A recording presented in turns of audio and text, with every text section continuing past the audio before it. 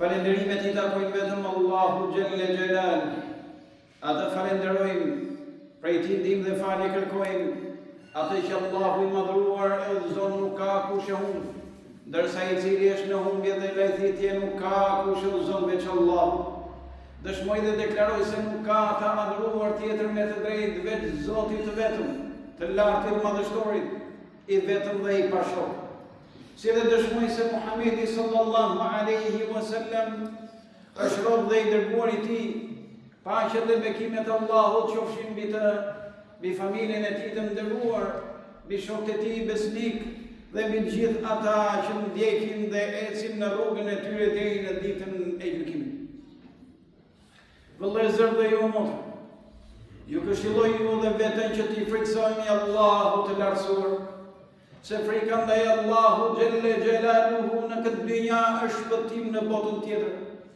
Frika ndaj Allahu Gjelle Gjelaluhu në këtë dynja është siguri kur të jemi përpara Allahut.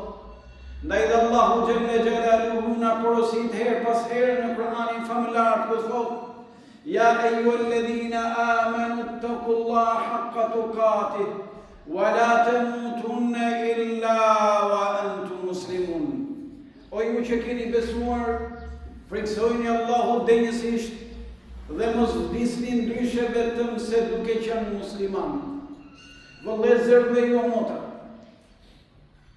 tashmë kemi hyrë në ditët më madhështore, në ditët më të mira të cilat ka krijuar Allahu Gjelle Gjelal. Jemi në muajin I cili quhet muaji Dhul Hijjes, muaji I Haxhit, muaji ditët e të cilave janë ditët më me vlerë, më të mira dhe më të larta ke Allahu I lartësuar. Jemi në një nga muajt e shenjtë, në të cilat Allahu Gjelle Gjelaluhu e vlerëson punën e mirë dhe e ngren besimtarin.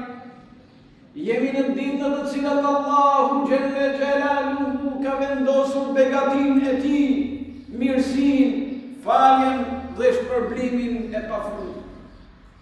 Allahu I madhëruar thot në Kur'anin famëlar: Wal fajri wa layalin ashr wash-shaf'i wal watr.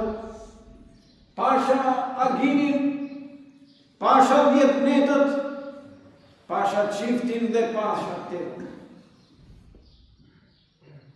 Dietarët dhe komentuesit e Kur'anit që nga shokët e pejgamberit sallallahu alaihi wasallam dhe në ditët tona, thonë se Allahu Gjelle Gjelaluhu në këtë betim ka për qëllim 10 ditët e para të muajit në të cilin jemi.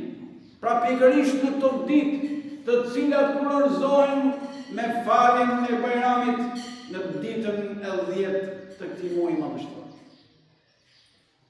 Vëllezër dhe ju motra, Allahu Gjelle Gjelaluhu për faktin se na ka krijuar, ai e din më së miri natyrën njerëzore. E din që ne kemi nevojë herë pas here për falje gjunahesh.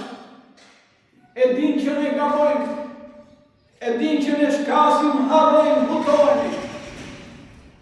Ai I lartësuari na do, na mëshiron, na begaton.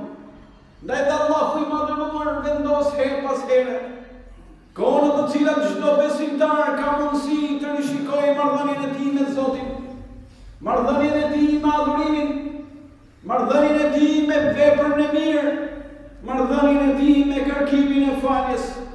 E ku ka ditë më të mira, ditë më me vlerë, ditë më të larta se njeriu t'i bëjë këto vepra madhështore në to.